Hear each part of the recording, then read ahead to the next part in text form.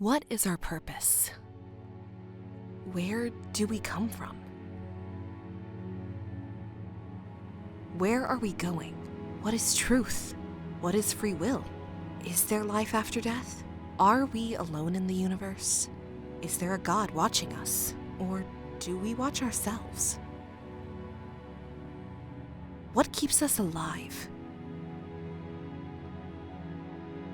The will to create? The inspiration to build? The determination to succeed? To explore? To share? To teach your children right from wrong? These are the things you constantly think of when it comes to mankind, alongside another staple in our lives that equals just as much, if not more, thought-provoking philosophy. That being Flatulence. The release of intestinal gas has been a natural human phenomenon since even the prehistoric times, though its documentation began with early civilizations. Ancient societies, such as the Egyptians and Greeks, recognized digestion-related gases, but lacked scientific understanding on the subject, often attributing it to spiritual or even supernatural causes. In Hippocratic texts, 400 BCE physicians noted flatulence as a symptom tied to diet and health, prescribing remedies like herbal concoctions.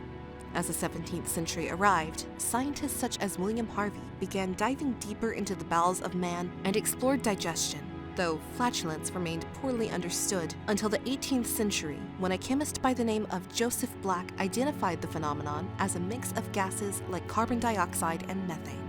Over the preceding centuries, flatulence became a taboo thanks to 19th century Victorian etiquette deeming public flatulence a nuisance and wrong, creating a social stigma as something to be shunned for.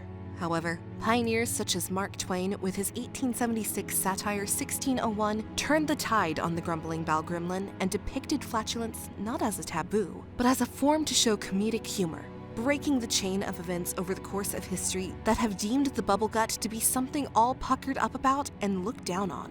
While now in today's society here in 2025, flatulence, aka passing gas, tooting your own horn, pooting, giving your mate the old air biscuit, breaking wind, spontaneous ass-bustion, one-cheek sneak, and anal audio is treated like a common household thing, and even to some, a term of endearment, such as myself using it in 90% of my reviews.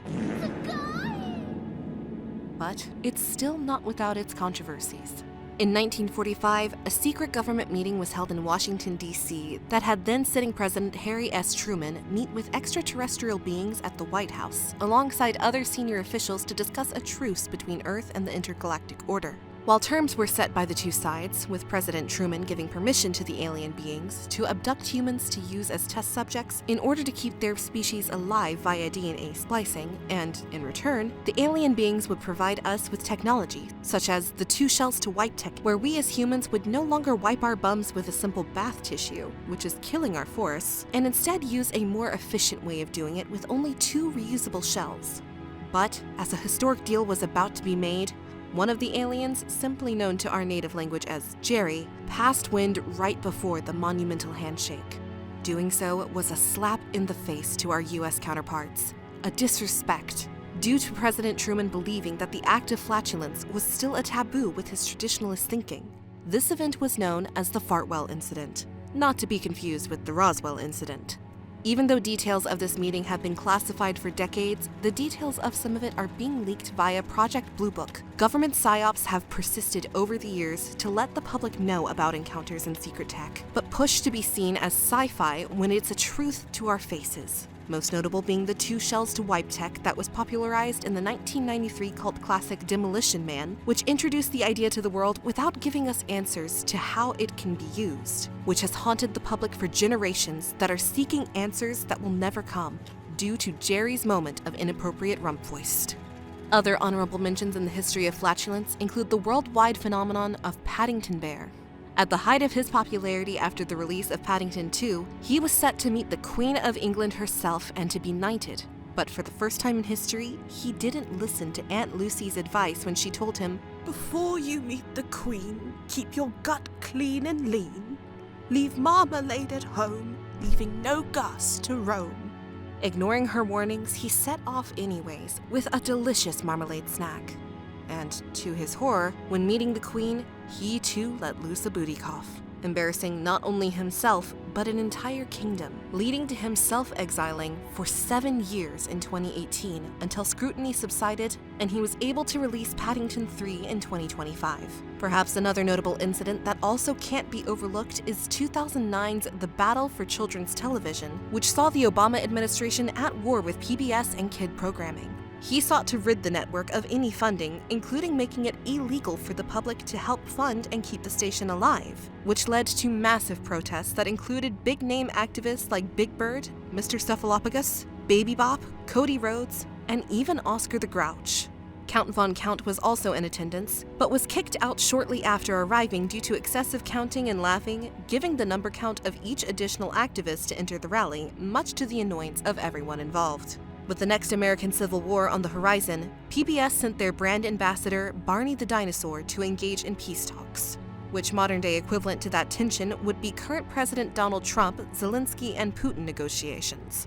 The meeting with President Obama went back and forth, both negotiating a commonplace peace to save the United States from being split in two as a society. The early morning of a cold day on December 10th, as Barney was saying his goodbyes, after an unfruitful peace treaty talk, a moment passed, literally, that changed the history of the world forever as Barney unleashed a duck call from his rear, leading to an entire room to gasp in shock and awe. But what should have been met with hostility, that day, President Obama's heart grew 3 sizes that day as he remarked to Barney, "It looks like someone went colon bowling today." And shortly after, a peace deal was struck, saving PBS and awakening people from the taboo that flatulence only brings bad things, and reminds people just because it comes from a cave hole doesn't mean it always stinks. No, sometimes it can smell pretty nice, and that's okay. Now that you have the full history of flatulence, you're now educated enough to play our featured game, Don't Dip Your Pants. In Don't Dip Your Pants, you play as a middle-aged man named Peter P.U., an honest living man dealing with chronic and sometimes debilitating IBS, or irritable bowel syndrome.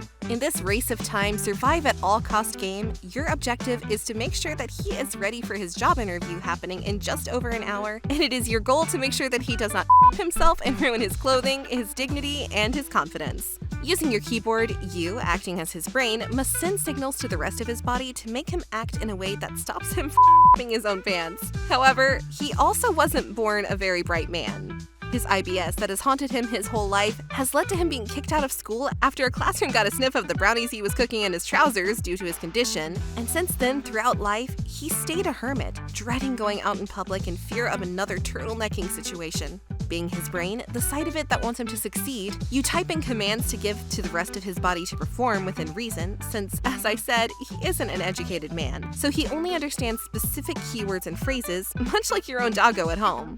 Typing in commands such as walk over here, walk over there, push the bathroom door, put on a new shirt, remember to breathe, drink more Ovaltine, will be completely ignored. So then you must choose. Will you be an angel on his shoulder in this situation by ordering him to take off his pants, pull open the bathroom door, sit on the toilet, and then order him to finally Or will you be the grumble goblin, lurking in the depths of his bowels by not letting him remove his pants, making him his own pants, leaving him to wither and rot away in shame of his own actions, and then losing all confidence to attend his interview due to having to get washed up from all In an alternate ending, you can choose to be different as well. A mix of both angel and goblin should both sides within you conflict with one another and send his body mixed signals by opening the bathroom door, pulling off his pants, and then outright just all over the floor, which excites him. And while it is disgusting, it's a moment of triumph. He doesn't himself, and now has something to blame on the dog should anyone ask who did that. I would not recommend that route though, because random all over the floor isn't exactly a sanitary way to keep your house, not to mention very dangerous.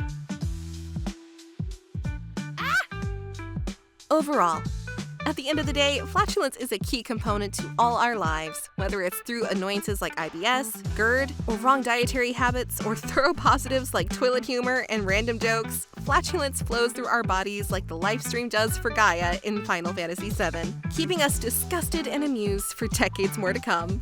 So go out and eat some beans, give a poot or two, and offer an offensive or humoristic time to someone in your immediate vicinity. So with all that gas having been passed, my verdict is clear. Game and Chick says, fart now.